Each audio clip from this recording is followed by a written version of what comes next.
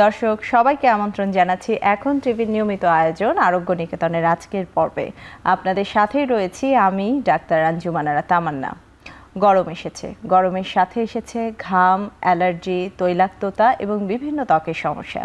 সেই সমস্যাগুলো মাথায় রেখেই আজকের আয়োজনের বিষয় আমরা রেখেছি গরমে ত্বকের বিভিন্ন সমস্যা এবং এর প্রতিরোধ ও প্রতিকার।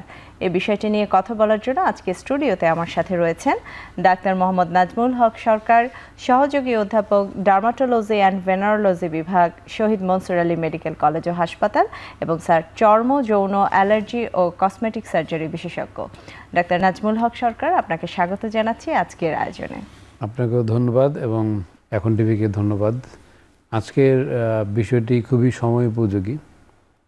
এখন তো আমাদের দেশে গরমকাল চলছে এবং গরম এবং আমাদের হিউমিডিটি অনেক বেশি, ঘাম বেশি হচ্ছে এবং এই ঘামের জন্যই আসলে আমাদের ত্বকে গরম আসলেই অনেক সমস্যা দেখা দেয়।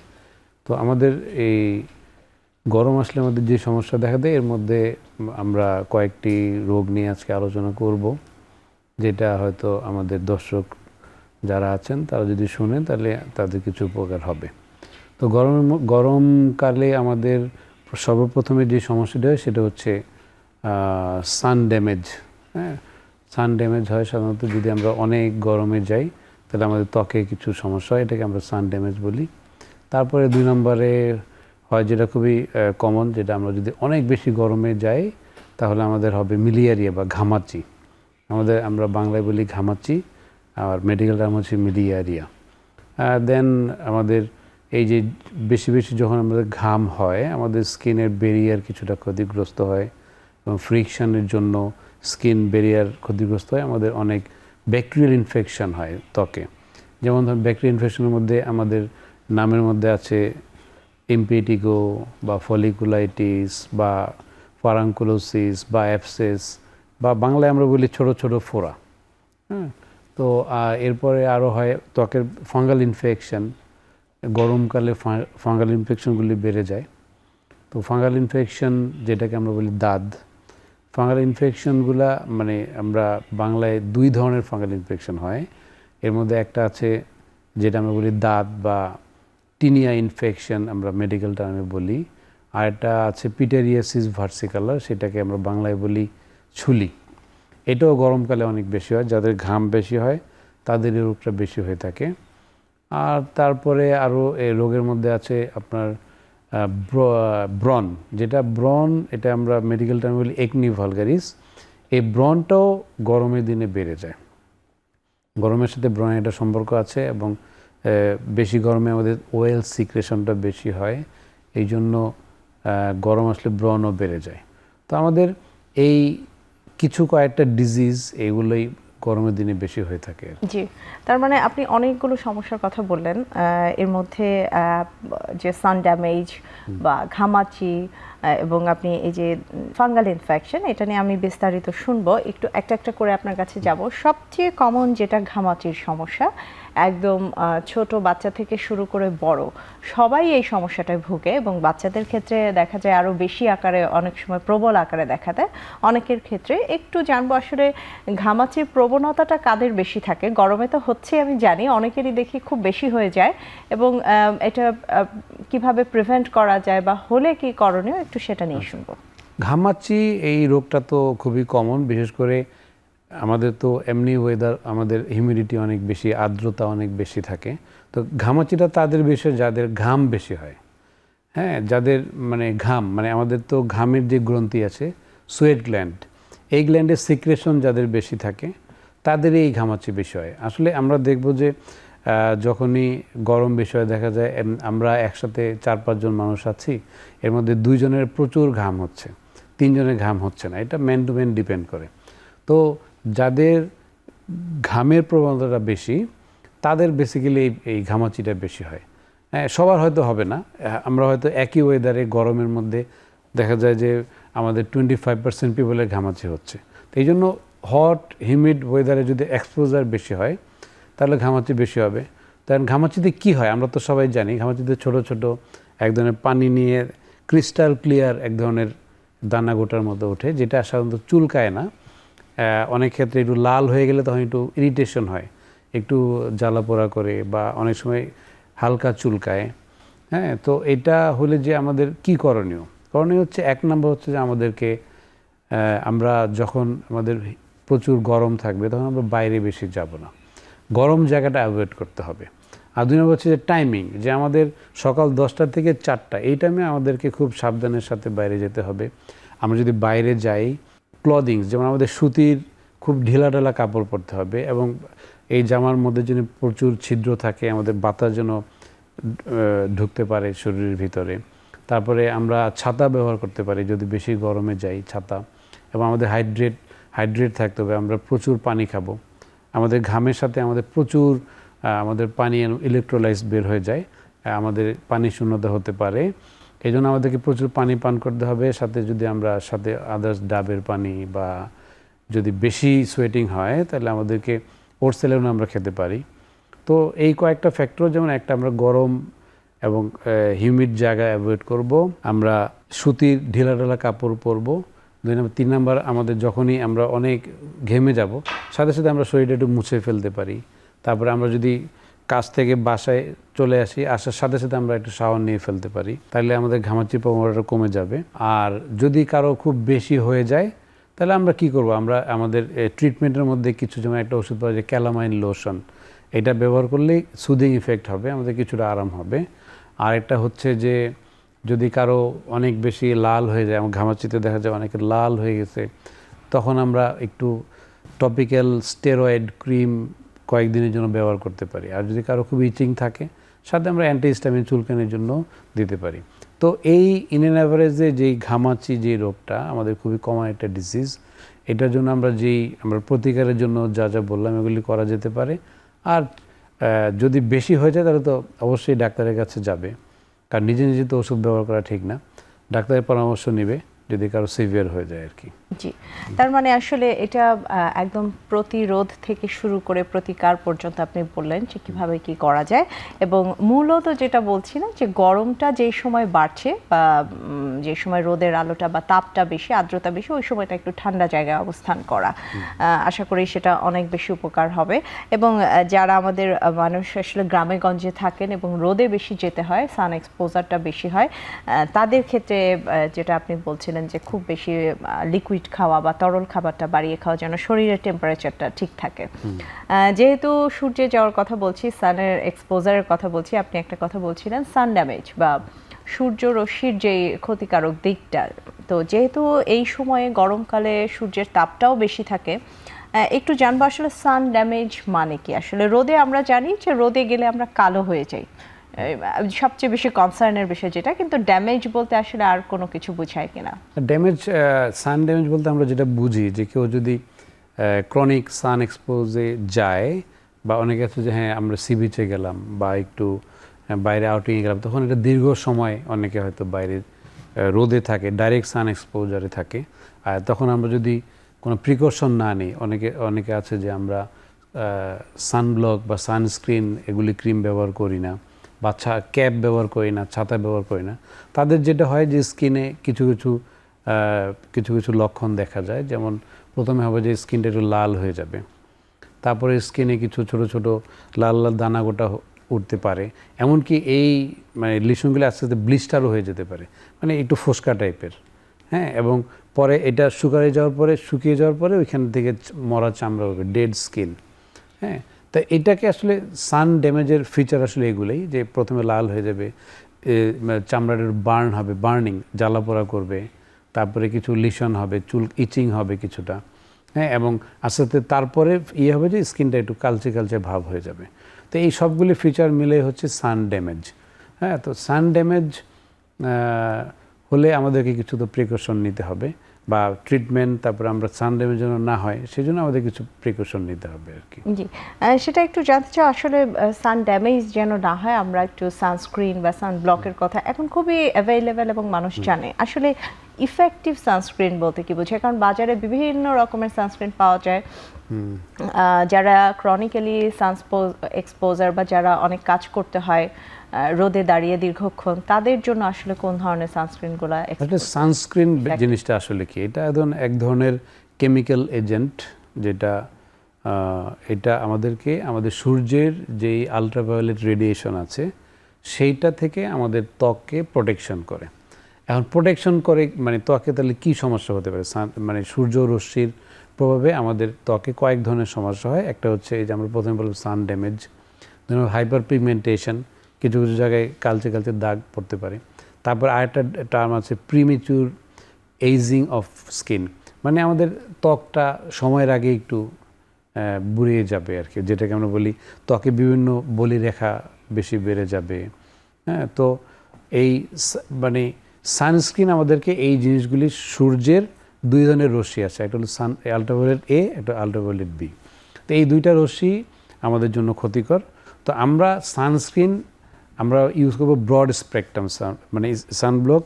আসলে ন্যারো স্পেকট্রামও আছে, ব্রড স্পেকট্রাম। ব্রড স্পেকট্রাম মানে যে দুইটা রেকেই আমরা প্রোটেকশন করবো, ultraviolet A and ultraviolet B.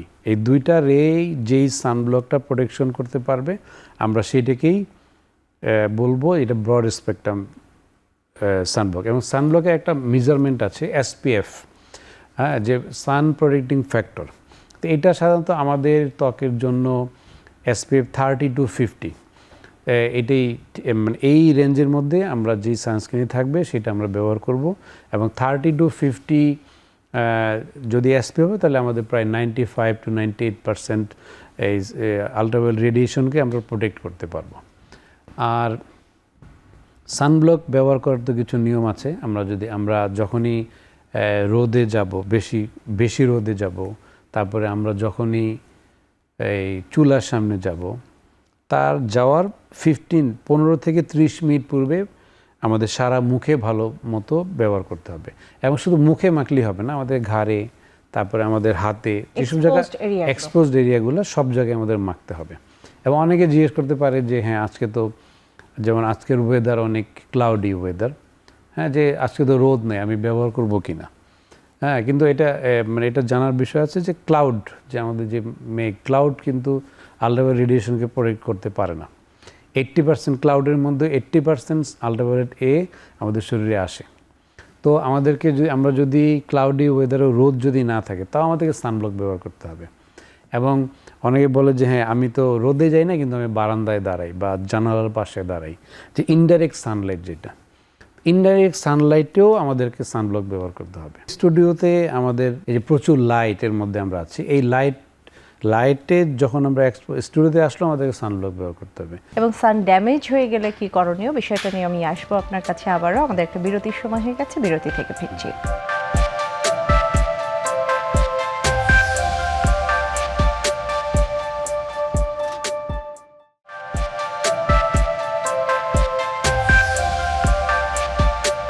বিরতির পর আবারও ফিরলাম আরোগ্য নিকেতনের আজকের আয়োজনে। কথা বলছিলাম গরমে ত্বকের বিভিন্ন সমস্যা এবং এর প্রতিকার নিয়ে। বিষয়ে কথা বলার জন্য সাথে রয়েছেন ডাক্তার নাজমুল সরকার সচিব, সহযোগী অধ্যাপক, ডার্মাটোলজি অ্যান্ড ভেনারোলজি বিভাগ, শহীদ মনসুর আলী মেডিকেল কলেজ ও হাসপাতাল। স্যার, আবারও যাচ্ছে আপনার কাছে। বিরতির আগে শুনছিলাম সান ড্যামেজের আসলে কিভাবে প্রতিরোধ করা যায়, কিভাবে সানব্লক ব্যবহার করতে হয়। একটু জানতে চাওয়া, যদি কারো সান ড্যামেজ হয়ে যায় বা খুব বার্ন হয়ে যায়, সেক্ষেত্রে যদি আপনাদের কাছে আসেন তাদের জন্য কি পরামর্শ থাকবে? কারো যদি সান ড্যামেজ হয়েই যায় তাহলে আমাদের যেটা করতে হবে হচ্ছে তার ফেসে আমরা কোনো ইরিটেন্ট সাবস্টেন্স আপাতত ব্যবহার করব না। যেমন ধরেন ইরিটেন্ট সাবস্টেন্স বলতে যে অনেকে বিভিন্ন ধরনের আপনার কসমেটিক প্রসাধনী ব্যবহার করে, প্রসাধনী আপাতত ব্যবহার করা যাবে না। তারপরে আমাদেরকে সে যদি কোনো স্ক্রাবার টাইপের কোনো ফেস ওয়াশ যেটা ব্যবহার করে সেটা ব্যবহার করা যাবে না। জেন্টেল কোনো ফেস ওয়াশ ব্যবহার করতে হবে। হ্যাঁ, যেমন একদম সোপ ফ্রি ফেস ওয়াশ যেটা আছে কিছুদিন সেটা ব্যবহার করবে। আর ত্বকের পিএইচ লেভেলটাকে মেনটেন করে এরকম কোনো ময়শ্চারাইজার ব্যবহার করতে হবে। তা আপাতত এই দুইটা করলেই আস্তে আস্তে কিছুদিন পরে তার স্কিন আবার আগের মতো হয়ে যাবে। এবং সে যদি এর মধ্যে রোদে যায় বা বাইরে যায় তাহলে অবশ্যই তাকে এক ধরনের ভালো সানব্লক ব্যবহার করতে হবে।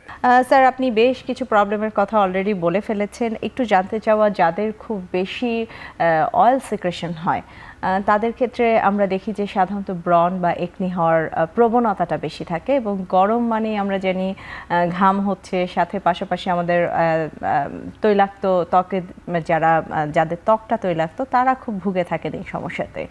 তাদের জন্য কি পরামর্শ থাকে বা ব্রণকে আসলে রোধ করা যায় কিনা এই সময়ে? আসলে এই এখন তো গরমের সিজন, এখন তো একটু ব্রণের প্রকোপটা বেড়ে যাবে। ব্রণ তো বেসিক্যালি মানে একটা অ্যাডোলেসেন্ট এইজে বেশি হয়ে থাকে, এবং এটার সাথে মাল্টিপল ফ্যাক্টর জড়িত, যে একটা হরমোনাল ফ্যাক্টর থাকে, এইজের একটা ফ্যাক্টর থাকে।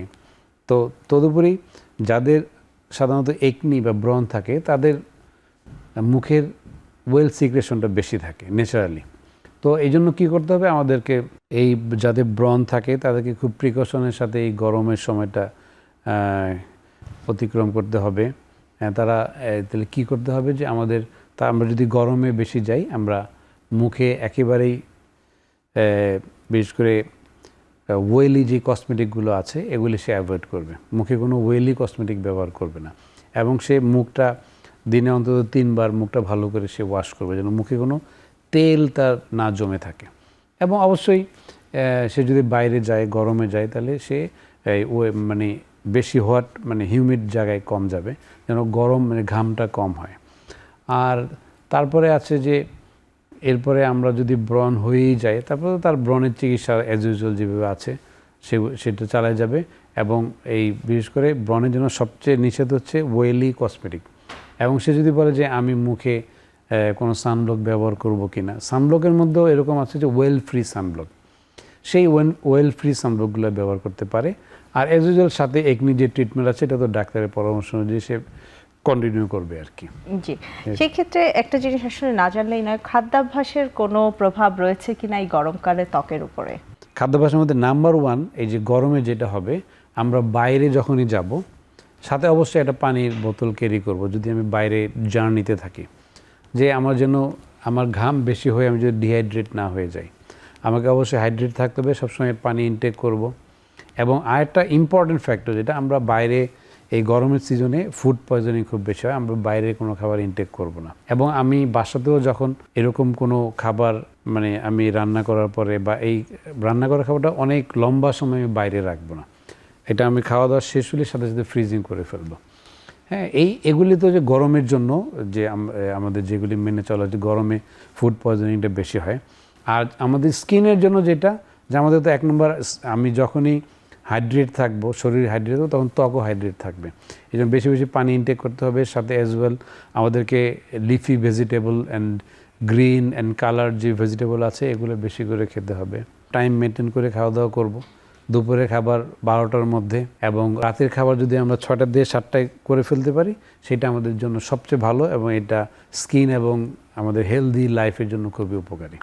স্যার, আসলে এই তো শুনলাম ব্রণের যে সমস্যা এবং খাদ্যাভ্যাস মেনে চললে হয়তো অনেকটাই এই সমস্যাগুলো অ্যাভয়েড করা যায়। আর একটি প্রশ্ন না জানলেই নয়, গরমকালে অনেকের স্কিনই দেখা যায় খুব হট টেম্পারেচার বা টেম্পারেচার বেড়ে গেলে একটু লালচে হয়ে যায়, বিশেষ করে মুখের ত্বকের অনেক অংশ, এবং অনেকেই এই সমস্যাটাতে ভুগে থাকেন এবং খুব জ্বালা পোড়া হয়, এবং অনেকেই বলেন যে আমার এই জায়গাগুলো খুব লালচে হয়ে যায় রোদে গেলেও বা যদি টেম্পারেচার বাড়ে সেই ক্ষেত্রেও, বিশেষ করে মেয়েরা যখন রান্নাবান্না করেন বা কিচেনে কাজ করেন তখন। এটার কোনো কারণ রয়েছে কিনা বা তাদের ক্ষেত্রে কি করণীয়? এটা তো আমরা প্রথমে একটু আলোচনা করেছি। একটা হচ্ছে যে সান ড্যামেজ অফ দ্য স্কিন, মানে অনেকের আছে সূর্যরশ্মিতে গেলেই তার স্কিনটা লাল হয়ে যায়। এটা হলো তার সেন্সিটিভ স্কিন, এবং সানলাইটের সাথে গেলেই তার আরে সমস্যা হয়। এটা সান ড্যামেজের একটা ফিচার। আর অনেকের আরেকটা ডিজিজ আছে যেটা সূর্যরশ্মির সাথে এবং গরমের সাথে রিলেশন আছে। এটাকে আমরা মেডিকেল টার্মে বলি রোজাশিয়া। রোজাশিয়া মানে যাদের হয় তারা গরমে এবং রোদে গেলে হট ফ্লাশ হয়, মানে মুখ মানে আমাদের চিক যে গালের 2 পাশ অনেক লাল হয়ে যায় এবং তার অনেক হট ফিল হয়। এটাকে বলে রোজাশিয়া। এটা এক ধরনের ডিজিজ, এবং রোজাশিয়া যাদের থাকে তাদের সাথে একনিও থাকে অনেক সময়।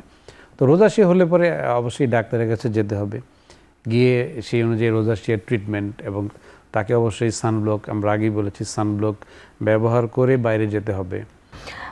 এবার একটু অন্যদিকে যাচ্ছি এবং খুবই গুরুত্বপূর্ণ একটা বিষয়, সেটা আপনি শুরুতেই বলছিলেন, ফাঙ্গাল ইনফেকশন বা ছত্রাক, আমরা বাংলায় যদি বলি ছত্রাকের সংক্রমণ, এবং সেটার মধ্যেও বিভিন্ন রকম ভাগ রয়েছে। একটু জানতে চাই আসলে গরমে ফাঙ্গাল ইনফেকশনের প্রকোপ কতটুকু? আসলে আমাদের দেশে এখন যে ওয়েদার, আমাদের দেশে গরমে আমাদের ফাঙ্গাল ইনফেকশন এখন মানে খুবই মানে একটা সমস্যা, জাতীয় সমস্যা বলা যায়, যে প্রচুর ফাঙ্গাল ইনফেকশন হচ্ছে আমাদের এখন আমাদের দেশে। স্পেশালি আমাদের যেই ফাঙ্গাল ইনফেকশনগুলি হচ্ছে, এই ফাঙ্গাসগুলি আস্তে আস্তে রেজিস্ট্যান্ট হয়ে যাচ্ছে ডিউ টু আমাদের যারা নিম্নআয়ের যারা রোগী আছে, তারা যে কোনো ধরনের সমস্যা হলে প্রথমে ফার্মেসিতে যায়, কে নিজে নিজে একটা ওষুধ কিনে খেয়ে ফেলে। এবং এখানে কিছু ওষুধ আছে স্টেরয়েড। ফার্মেসিতে গেলে ফার্মেসির যেই ফার্মেসির যারা দোকানদার আছে বা যারা প্যারামেডিক্স আছে, তারা অনেক সময় না বুঝে এটা স্টেরয়েড ক্রিম দিয়ে দেয়। তো স্টেরয়েড ক্রিম দিলে পরে এই ফাঙ্গাসগুলি আস্তে আস্তে রেজিস্ট্যান্ট হয়ে যায়, মানে আমাদের পরে কোনো অ্যান্টিফাঙ্গাল ড্রাগে আর কাজ হয় না। এই জন্য আমাদের এখন ফাঙ্গাল ইনফেকশনের প্রকোপ খুবই বেশি। যারা গরমে কাজ করে এবং যারা মানে প্রচুর ঘামে বেশি, যারা তাদের এই ইনফেকশনটা বেশি হয়। বিশেষ করে আমাদের দেশে তো নিম্নআয়ের মানুষ অনেক, যারা রিক্সা চালায় বা যারা শ্রমিক, যারা গরমে কাজ করে, এমনকি গার্মেন্টস ওয়ার্কার যারা একটা ফুল ডে সকাল থেকে রাত পর্যন্ত গরম একটা হিউমিড ওয়েদারে থাকে, গার্মেন্টস ওয়ার্কার, রিক্সা পুলার যারা আছে বা শ্রমিক যারা আছে, শ্রমজীবী, তাদের মধ্যে এই প্রকোপটা অনেক বেশি। এবং তারা তো ওই যে আগেই বলেছি, তারা তো মানে ইমপ্রপার ট্রিটমেন্টে থাকে, তারা নিজে নিজে ওষুধ ব্যবহার করে, এই জন্য তাদের এটা সহজে ভালো হয় না। এবং এটা কিছুটা কন্টাজিয়াস। ফ্যামিলিতে যদি একজনের ফাঙ্গাল ইনফেকশন হয়, তাহলে সাথে তার অন্যান্য ফ্যামিলি মেম্বার্সরা এফেক্টেড হয়। তো ফাঙ্গাল ইনফেকশন বেসিক্যালি 3 ধরনের। নাম্বার 1 হচ্ছে, আমরা বাংলায় যদি বলি, এক নম্বর হচ্ছে দাঁত। আমরা এটা খুবই কমন যে আমার দাঁত হয়েছে, এটা একটা পয়সার মতো, একটা রিংয়ের মতো, রিং শেপ, এটা লিশন থাকে এবং দেখতে অনেকটা মানচিত্রের মতো। মানচিত্র যেরকম একদম ফিক্সড, কোনো একদম রাউন্ড হবে এরকম না, মানচিত্রের মতো ফিগার হতে পারে। মাঝখানটা একটু ক্লিয়ার থাকে এবং পেরিফেরি আস্তে আস্তে সাইজে বড় হয় এবং এটা অনেক ইচিং হয়। এবং বিশেষ করে এটা শরীরে যেসব জায়গায় ভাঁজ আছে, যেমন আমাদের কুচকির ভাঁজে, এক্সিলার ভাঁজে, এমনকি ব্রেস্টের নিচে যেখানে ভাঁজ আছে, ওইসব জায়গায় যেখানে ঘাম জমে থাকে এবং স্যাঁতস্যাঁতে জায়গা, ওইসব জায়গায় এই ইনফেকশনটা বেশি হয়। তাছাড়া শরীরের অন্যান্য জায়গায়ও হতে পারে। এবং আমি একটা লম্বা সময় একটা জামা পরে থাকবো না এবং ঘামটা খুব দ্রুত মুছে ফেলবো, এবং আমি যখনই কাজ থেকে বাসায় আসবো, এসে সাথে সাথে আমি শাওয়ার নিয়ে ফেলবো, ঘাম যেন অনেকক্ষণ শরীরে জমে না থাকে। এবং যাদের এই ফাঙ্গাল ইনফেকশন হওয়ার প্রকোপ থাকে, তারা ইচ্ছে করলে একটু যে অ্যান্টিফাঙ্গাল পাউডার আছে এটা ব্যবহার করতে পারে। এবং যাদের বারবার এই ফাঙ্গাল ইনফেকশন হয়, তারা ওই যে শাওয়ার নেওয়ার সময় ওই যে অ্যান্টিফাঙ্গাল শ্যাম্পু পাওয়া যায় বা সাবান পাওয়া যায়, যেমন কেটোকোনাজোল, তারপরে সাইক্লোপিরক্স, এই ধরনের কিছু শ্যাম্পু পাওয়া যায় বাজারে, এগুলা ব্যবহার করতে পারে। এবং অ্যান্টিফাঙ্গাল পাউডারও ব্যবহার করতে পারে সাথে সাথে। এবং যাদের এইটা অনেকের আছে যে ডায়াবেটিস আনকন্ট্রোল থাকে, তাদেরও এই রোগটা বেশি হয়। যাদের ডায়াবেটিস আনকন্ট্রোল আছে, তারা ডায়াবেটিসটাকে নিয়ন্ত্রণের মধ্যে রাখবে। 2 নম্বর হচ্ছে, আরেকটা আমরা কমন টার্ম শুনি, শরীরে এরকম সাদা সাদা ছোপ ছোপ দাগ, সাদা এবং কিছু ব্রাউনিশ, এটাকে আমরা বাংলায় বলি ছুলি বা সোদ। আর মেডিকেল টার্ম হচ্ছে পিটারিয়াসিস ভার্সিকুলার। তো এটাও সেম, এটাও ওই যে যাদের দীর্ঘ সময় গরমে কাজ করে, ঘাম বেশি হয়, শরীর এই ঘাম শুকায় যায়, তারপরে আবার অনেক লম্বা সময় একটা জামা পরে থাকে, তাদের এই রোগটা বেশি হয়। এবং এটাকে বলে ছুলি। এবং ছুলির চিকিৎসা একই রকম, আমাদের কিছু অ্যান্টিফাঙ্গাল ড্রাগ খেতে হবে এবং কিছু অ্যান্টিফাঙ্গাল শ্যাম্পু ব্যবহার করতে হবে। এবং যে জন্য এই রোগটা বেশি হচ্ছে, এগুলো অ্যাভয়েড করতে হবে। আর নাম্বার 3 হচ্ছে, আমাদের মহিলারা যারা পানি বা সাবান বেশি ধরে, বা যারা এই পানির মধ্যে কাজ করে, নিচে ফ্লোরে পানি থাকে বা মাঠে যারা পানিতে কাজ করে, তাদের একটা রোগ, এটা ক্যান্ডিডা। এটাও এক ধরনের ফাঙ্গাস। মানে দেখা যাচ্ছে যারা সারাক্ষণ পানি দিয়ে কাজ করছে, তাদের আঙ্গুলের ফাঁকে একটু সাদা সাদা এক ধরনের লিশন হয়, এটা বলে ক্যান্ডিডিয়াসিস। তো এইটাও সেম, এটাও এই পানিটা অ্যাভয়েড করবে, তারপরে ডায়াবেটিস থেকে ডায়াবেটিস নিয়ন্ত্রণ করবে, একটু পরিষ্কার পরিচ্ছন্ন থাকবে, এবং যখনই সমস্যা হবে তখনই ডাক্তারের শরণাপন্ন হবে এবং মানে ডাক্তারের প্রেসক্রিপশন অনুযায়ী ওষুধ খাবে। কখনোই নিজে নিজে ওষুধ ব্যবহার করব না আমরা, এবং আমাদেরকে সবাইকে সচেতন হতে হবে যে আমরা যদি নিজের ইচ্ছা মতো অ্যান্টিবায়োটিক বা নিজের ইচ্ছা মতো স্টেরয়েড ব্যবহার করি, তাহলে আস্তে আস্তে আমাদের সব ওষুধগুলি তাদের কার্যক্ষমতা হারিয়ে ফেলবে এবং আমাদের আস্তে আস্তে এক সময় গিয়ে কোনো অ্যান্টিবায়োটিক, কোনো অ্যান্টিফাঙ্গাল কোনো কিছু কাজ করবে না। এটা খুবই অ্যালার্মিং একটা বিষয়। সারা পৃথিবী জুড়ে এটা নিয়ে খুব আলোচনা হচ্ছে। তো আমাদের দেশ যেহেতু আমরা খুব একটু দরিদ্র কান্ট্রি, সবার তো আর ডাক্তারের কাছে যাওয়ার মতো অ্যাবিলিটি থাকে না। তো সবাইকে পরামর্শ দেবো যে আপনাদের জন্য তো সরকারি হাসপাতাল আছে। অবশ্যই আমি এই ফাঙ্গাল ইনফেকশন নিয়ে আবারও আসবো আপনার কাছে। আমাদের আরও একটি বিরতির সময় হয়ে গেছে, আমি বিরতি দিয়ে ফিরছি।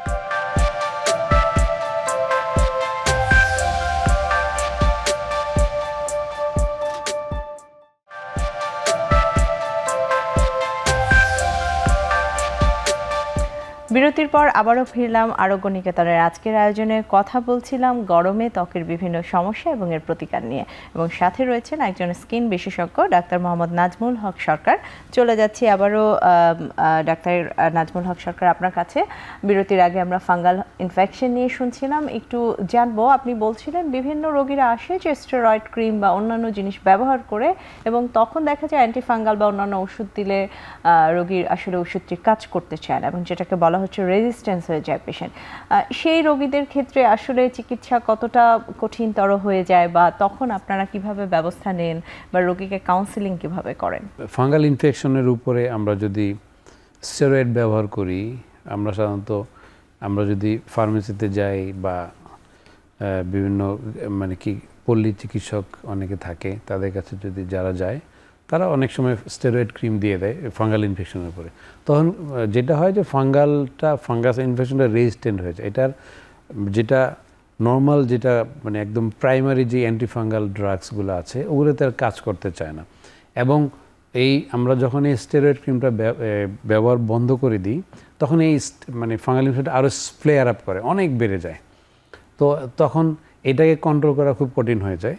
তো আমরা যেমন সাধারণত যদি ফাঙ্গাল ইনফেকশন নিয়ে একদম প্রাইমারি স্টেজে কোনো রোগী আসে, আমরা সাধারণত ফ্লুকোনাজোল দিয়ে চিকিৎসা করে থাকি। কিন্তু আলটিমেটলি যদি কোনো রোগী এই স্টেরয়েড ব্যবহার করে আসে, তাকে আর এই ফ্লুকোনাজোল দিয়ে কন্ট্রোল করা যায় না। তখন তাদেরকে আরও অনেক দামি দামি যে ওষুধ বের হয়েছে, ভোরিকোনাজোল বা টার্বিনাফিন, এই টাইপের ওষুধ দিয়ে চিকিৎসা করতে হয়, এবং এই চিকিৎসাটা অনেক দীর্ঘদিন করতে হয়। এই রেজিস্ট্যান্ট ফাঙ্গাল ইনফেকশন খুব 1 মাসে বা 2 মাসে অনেকে ভালো হতে চায় না, এবং রিকারেন্স হয় যে একটু কমে যায়, তারপরে আবার রোগী ওষুধ বন্ধ করে দেয়, তো আবার গ্রো করে। তো যেটা হলো যে ফাঙ্গাল ইনফেকশন বারবার হতে পারে। যাদের একবার এই ফাঙ্গাল ইনফেকশন হয়, তাদের এটা বারবার হতে পারে। এই জন্য ফলো আপটা ভেরি ইম্পর্ট্যান্ট। হ্যাঁ, রোগী যদি ফলো আপে না আসে, তাহলে তার এই রোগটা বারবার হতে পারে। তো ফলো আপে আসলে আমরা যেটা করি, কারো যদি 1 মাস পরে কিছুটা কমে যায়, আমরা তাকে আরও 1 মাস ওষুধ দিই, তারপর আবার 1 মাস পরে আবার ফলো আপ করি। ফলো আপ করে যদি দেখি যে তার শুধু দাগ আছে, দাগের উপরে আমরা আবার টপিক্যাল অ্যান্টিফাঙ্গাল ড্রাগ আরও 1 মাস ব্যবহার করতে দিই। কাজেই এইটা ডক্টর ডার্মাটোলজি যারা আছে, তারা ডিসিশন নেবে যে তার কতদিন ওষুধ খেতে হবে। তো এটা যদি রোগীরা যদি নিজে ওষুধ বন্ধ করে দেয় বা ডিসকন্টিনিউ করে, বা যদি কোনো স্টেরয়েড ক্রিম ব্যবহার করে, তাহলে এই চিকিৎসাটা খুব আসলে একটু ব্যয়বহুল হয়ে যায়, আমাদের জন্য খুব কষ্টও হয়ে যায়, এবং রোগীর সাফারিংস অনেক বেশি হয়। এটাই মেন সমস্যা। তার মানে আসলে রোগীকে ভুগতে হয় অনেক দিন, অনেক ক্ষেত্রে অনেক দেখা যায় চিকিৎসার খরচটাও অনেকটাই বেড়ে যায়। এই তো জানলাম ত্বকের বিভিন্ন সমস্যা। একটু জানতে চাওয়া স্যার আপনার কাছে, যে অনেকের দেখা যায় গরমে নখেও ফাঙ্গাল ইনফেকশন হয়, এবং আপনি যেটা বলছিলেন যারা বেশি পানিতে কাজ করে বা ভিজে থাকে, ওয়েট হয়ে থাকে জায়গাটা, তাদের ক্ষেত্রেও ফাঙ্গাল ইনফেকশন হয়। এই যে নখের যে বিভিন্ন ফাঙ্গাল ইনফেকশন, যেমন হাত তো আমাদের ভিজাতেই হবে, হাতের মাধ্যমে আমরা বিভিন্ন কাজ করে থাকি, তা এই রকম রোগীদের আসলে কিভাবে চিকিৎসাটা দেয়া হয়? সাবান বা ভীম লিকুইড যারা ব্যবহার করে, তাদের হাতে কয়েক ধরনের সমস্যা হয়। একটা হচ্ছে ইরিটেন্ট কন্ট্রাক্ট ডার্মাটাইটিস, মানে হাতে এক্সিমা, এটা একটা এন্টিটি। আর একটা হচ্ছে নখের ফাঙ্গাল ইনফেকশন, যেটা আপনি বললেন। নখের ফাঙ্গাল ইনফেকশনকে আমরা বলি অনাইকোমাইকোসিস। হ্যাঁ, এটা নখের ফাঙ্গাল ইনফেকশন হলে নখটা একটু ডিসকালারেশন হয়ে যায়, একটু ব্ল্যাকিশ বা ইয়েলোইশ কালার হয়ে যায়, বা নখটা একটু আলাদা হয়ে যায়, নেল বেড থেকে নখটা একটু আলাদা হয়ে যায়, মাঝখানে ফাঁকা হয়ে যায় নখটা। অনেক ক্ষেত্রে নখটা পড়েও যেতে পারে, হ্যাঁ, এবং নখের চারপাশে নেল বেডটা ফুলে যায় অনেকের, ওইখানে পুঁজ হয় বা ফুলে থাকে। কাজেই অনেকগুলো ফিচার আছে নখের ফাঙ্গাল ইনফেকশনের। তো ফাঙ্গাল ইনফেকশনের যেটা আমাদের করতে হবে, যাদের নখের ফাঙ্গাল ইনফেকশন আছে তাদেরকে অবশ্যই পানিটা একটু অ্যাভয়েড করতে হবে, তারপরে সাবান অ্যাভয়েড করতে হবে, এবং তার যদি ডায়াবেটিস থাকে তার ডায়াবেটিসের নিয়ন্ত্রণে নিতে হবে। এবং এই নখের ফাঙ্গাল ইনফেকশন যখনই হবে তখন রোগীকে আগেই কাউন্সিলিং করতে হবে যে এটা কিন্তু একটা নখের ফাঙ্গাল ইনফেকশনের ট্রিটমেন্ট হচ্ছে 6 মাস থেকে 1 বছর, কন্টিনিউ 6 মাস থেকে 1 বছর অ্যান্টিফাঙ্গাল ড্রাগ খেতে হবে। এবং সে যদি 1 মাস পরে বা 2 মাস পরে ওষুধ ছেড়ে দেয় তাহলে কিন্তু নখের ফাঙ্গাল ইনফেকশন ভালো হবে না। কাজে আমাদেরকে কাউন্সিলিং করতে হবে আগে যে এটা একটা দীর্ঘমেয়াদী চিকিৎসা, কারণ নখের যে ফুল গ্রোথ হতে আমাদের সাধারণত 6 থেকে 8 মাস সময় লাগে। এই ফুল টাইমটাকে তাকে অ্যান্টিফাঙ্গাল ওষুধ খেতে হবে যেন নতুন যে নখটা আসবে সেটা যেন পুরোপুরি ভালো আসে। কাজেই নখের ফাঙ্গাল ইনফেকশনে আমাদের চিকিৎসাটা দীর্ঘমেয়াদী, এটা আমাদেরকে রোগীকে আগেই একটু কাউন্সিলিং করতে হবে আর কি। জি, অনেকগুলো বিষয় আজকে জানলাম আপনার কাছ থেকে। আসলে গরমের আরও একটি খুব কমন বিষয়, সেটা হলো যারা ঘামছেন অনেকের ঘাম থেকে দুর্গন্ধ হচ্ছে, এবং ঘেমে দেখা যায় যেহেতু সারাদিনই একটা ঘামের মধ্যে থাকা হচ্ছে এবং দুর্গন্ধ, এটা খুবই একটা আমি বলবো যে যার হচ্ছে সে না বুঝলেও তার আশেপাশের মানুষের জন্য সেটা খুব এম্বারেসিং একটা সমস্যা সিচুয়েশন হয়ে যায়। তাদের জন্য কি পরামর্শ যদি এই ধরনের দুর্গন্ধযুক্ত ঘাম হয়? আসলে এই যে দুর্গন্ধটা আসছে আসলে ঘাম থেকে, ঘাম এবং এক ধরনের ব্যাকটেরিয়া, এই দুইটা কম্বিনেশন হয়ে তখন একটা দুর্গন্ধ তৈরি হচ্ছে। তো আমাদের কি এই জন্য যেটা করতে হবে যে আমাদেরকে যাদের ঘাম বেশি হয় তাদেরকে অবশ্যই বেশি গরম জায়গায় যাওয়া যাবে না, বেশি যেখানে অনেক লোক একসাথে থাকে বা জায়গাটা খুব হিউমিড সাফোকেটেড এরিয়া, ওইসব জায়গায় অ্যাভয়েড করতে হবে। আর অবশ্যই কারো যদি দুর্গন্ধ বেশি থাকে অবশ্যই ডিওড্রেন্ট, যেটা আমরা বলি ডিওড্রেন্ট ব্যবহার করা যেতে পারে, বা ঘাম কমানোর কিছু ওষুধ আছে বগলে আমরা সেটা ব্যবহার করতে পারি। সেটাকে আমরা মেডিকেল টাইমে বলি অ্যালুমিনিয়াম ক্লোরাইড। এটা এক ধরনের লোশন ফর্মে পাওয়া যায় বা অনেক সময় ক্রিম ফর্মেও পাওয়া যায়, হ্যাঁ, এগুলি ব্যবহার করা যেতে পারে। বা কিছু পাউডারও পাওয়া যায়, অ্যান্টিফাঙ্গাল টাইপের পাউডার, ও যাদের দুর্গন্ধ হয় তারা পাউডার ব্যবহার করতে পারে। তারপরে অ্যালুমিনিয়াম ক্লোরাইড ক্রিম বা স্প্রে জেল ফর্মে পাওয়া যায়, ব্যবহার করতে পারে। তারপরে আর যেটা বললাম যে একটু লুজ ফিটিং ড্রেস পরবে, একটু সুতির ড্রেস পরবে, একটু গরম জায়গায় অ্যাভয়েড করবে। তো এগুলি মেনটেন করলেই আশা করি যে একটু যাদের ঘামের দুর্গন্ধ হয় তাদের কিছুটা কম হবে, কমিয়ে যাবে। আমাদের আরও একটি বিরতির সময় হয়ে গেছে, আমি বিরতি নিয়ে ফিরছি আবার আপনার কাছে।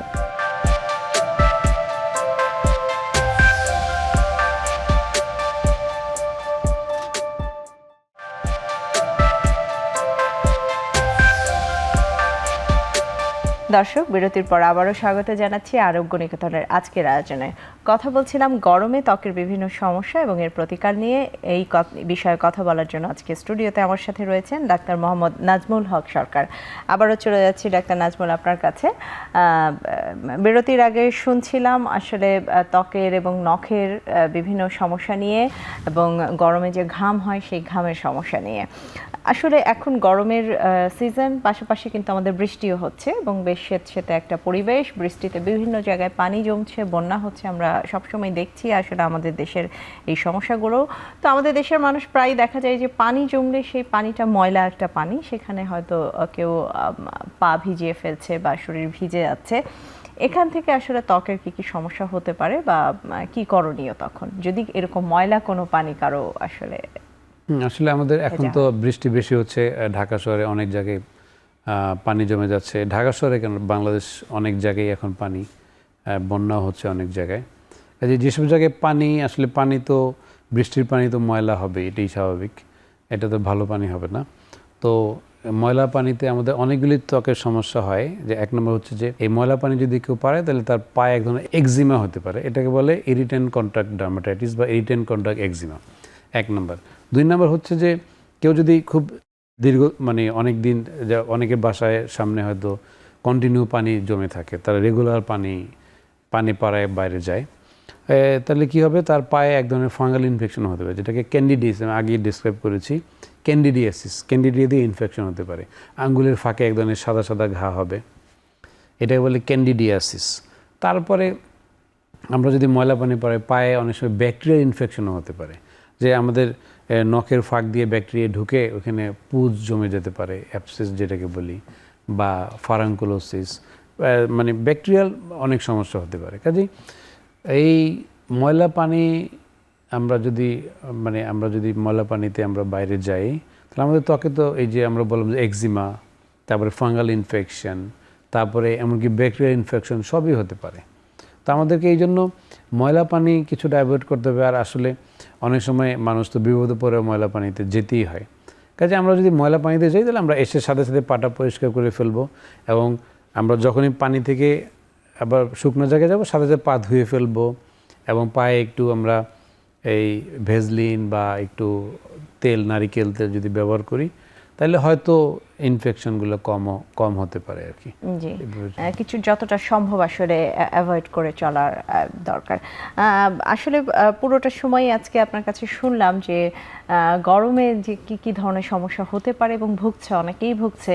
আর এটাতে আমি মনে করি শুধু নারীদের সমস্যা না, ত্বকের সমস্যা ভাবলেই অনেকে ভাবেন শুধু নারীদের সমস্যা, আসলে নারী পুরুষ দুজনেরই বিভিন্ন রকম সমস্যা হতে পারে। শুরু থেকে আমরা শুনছিলাম এই ঘামাচির সমস্যা নিয়ে, তারপর আপনি একদম শেষে খুব সুন্দর করে ফাঙ্গাল ইনফেকশনগুলো বললেন, যেটাতে অনেকেই ভুগে থাকেন, দীর্ঘদিন ধরে ভুগছেন, প্রতিকার পাচ্ছেন না। এমনও অনেকে বলছেন আমি কয়েক বছর ধরে চিকিৎসা করছি কিন্তু প্রতিকার পাচ্ছি না। সেই ক্ষেত্রে হয়তো এই পরামর্শগুলো কাজে লাগবে। আমরা আয়োজনে অনেকটাই শেষের দিকে একটু শুনবো আপনার কাছ থেকে, একদমই শেষে আসলে গরমে একজন মানুষ কিভাবে নিজের ত্বকের সুরক্ষা করতে পারে, কিভাবে খেয়াল রাখতে পারবে যেন সে এই সমস্যাগুলো থেকে অনেকটাই দূরে থাকতে পারে। আচ্ছা, ধন্যবাদ। এটা আসলে আমরা অনেকক্ষণ বিভিন্ন রোগ নিয়ে আলোচনা করলাম। তো রোগ তো হবেই, তো আমাদেরকে সচেতন থাকতে হবে। তো গরমের মধ্যে যে আমরা কিভাবে আমরা ত্বক এবং আমাদের স্বাস্থ্য ভালো রাখতে পারি, এ ব্যাপারে আমাদের যেটা আজকের যে পরামর্শ, যে এক নম্বর হচ্ছে যে গরমে তো আমাদের প্রচুর ঘাম হবে, আমাদেরকে অবশ্যই বেশি বেশি লিকুইড ইনটেক করতে হবে, পানি বেশি খাবো। আমরা জার্নিতে থাকলে পানি ক্যারি করব। তারপরে আমরা বাইরের কোনো পানি পান করব না, আমরা সবসময় পানির বোতল ইউজ করব, অথবা ফুটানো পানি বা ফিল্টারের পানি এগুলি ব্যবহার করব, এক নম্বর। দুই নম্বর, আমরা যদি খুব প্রচণ্ড প্রখর রোদে যাই দিনের বেলা, বিশেষ করে সকাল 10টা থেকে বিকাল 4টা, এই টাইমে যদি আমরা বাইরে যাই অবশ্যই ছাতা ব্যবহার করব, সানগ্লাস ব্যবহার করতে পারি, এমনকি ক্যাপ ব্যবহার করতে পারি, হ্যাট যেটা আমরা পরি। তারপরে সর্বোপরি সানব্লক ক্রিম বা সানস্ক্রিন ক্রিম, এটা আমাদেরকে সূর্যের আলট্রাভায়োলেট রেডিয়েশন, অতি বেগুনি রশ্মি যেটাকে বাংলায় বলে, সেটা থেকে আমাদের প্রোটেক্ট করবে। তো সানস্ক্রিন ব্যবহার করতে পারি। 4 নম্বর হচ্ছে যে আমরা একটু মাইল্ড ময়শ্চারাইজার ব্যবহার করতে পারি। তারপরে যাদের ওয়েলি স্কিন আছে তারা আমরা ওয়েল ফ্রি ময়শ্চারাইজার ব্যবহার করব, ওয়েল ফ্রি সানস্ক্রিন ব্যবহার করব, এবং আমরা যে ফেস ওয়াশ ব্যবহার করি সেটার ব্যাপারে আমরা যত্নশীল হব। আমরা যে অনেকে স্ক্রাবার দিয়ে অনেক প্রচণ্ড রাফভাবে স্কিন অনেক ঘষাঘষি করে অনেকে, এটা স্কিন অনেক ক্ষতিগ্রস্ত হয়, সেটা করা যাবে না। আমরা মাইল্ড জেন্টল ফেস ওয়াশ ব্যবহার করবো যেন ত্বকের ক্ষতি না হয়। এরপরেই যদি কারো কোনো সমস্যা দেখা দেয়, যে কোনো সমস্যাই আমরা নিজেই কোনো চিকিৎসা বা ফার্মেসি থেকে একটা ওষুধ কিনে ফেললাম, নিজে ওষুধ খেয়ে ফেললাম, এটা যেন আমরা না করি। হ্যাঁ, অবশ্যই আপনাকে কোনো বিশেষজ্ঞ ডাক্তারের শরণাপন্ন হতে হবে, এবং আমরা যদি প্রাইমারি স্টেজেই একজন বিশেষজ্ঞ ডাক্তারের কাছে যাই, তাহলে আমাদের রোগের সাফারিংস কম হবে, চিকিৎসা ব্যয়টা অনেক কমে যাবে, এবং আমাদের চিকিৎসকদেরও সুবিধা হবে যে আমরা খুব দ্রুত এই রোগটাকে ভালো করতে পারবো। তো আজকে যেই পরামর্শ আমরা যেগুলি দিলাম, যে আমরা এই যে কয়েকটা টিপস আমরা বললাম, এগুলি যে আমরা মেনে চলি, আমরা গরমেও ভালো থাকতে পারি, আমাদের হেলথও ভালো থাকবে। স্কিন ভালো থাকলে আমাদের আসলে শরীর যদি ভালো থাকে ত্বকও ভালো থাকবে। জি, অবশ্যই। অনেক ধন্যবাদ জানাচ্ছি ডাক্তার মোহাম্মদ নাজমুল হক সরকার, আজকের আয়োজনে আমাদের এত গুরুত্বপূর্ণ কিছু বিষয় নিয়ে বলার জন্য এবং এই সুন্দর পরামর্শগুলো দেওয়ার জন্য। ধন্যবাদ আপনাকেও। জি, দর্শক, আরোগ্য নিকেতনের আজকের আয়োজনের একদমই শেষে চলে এসেছি। আমরা শুনলাম গরমে ত্বকের কি কি সমস্যা হতে পারে, কিভাবে যত্ন নিতে হবে এবং কোন বিষয়গুলো সম্পর্কে সচেতন থাকলে অনেকগুলো সমস্যাই আমরা আসলে প্রতিরোধ করতে পারবো। আশা করি সবাই অনেক উপকৃত হয়েছেন। সবার সুস্থতা কামনায় আজকের আয়োজন থেকে এখানে বিদায় নিচ্ছি।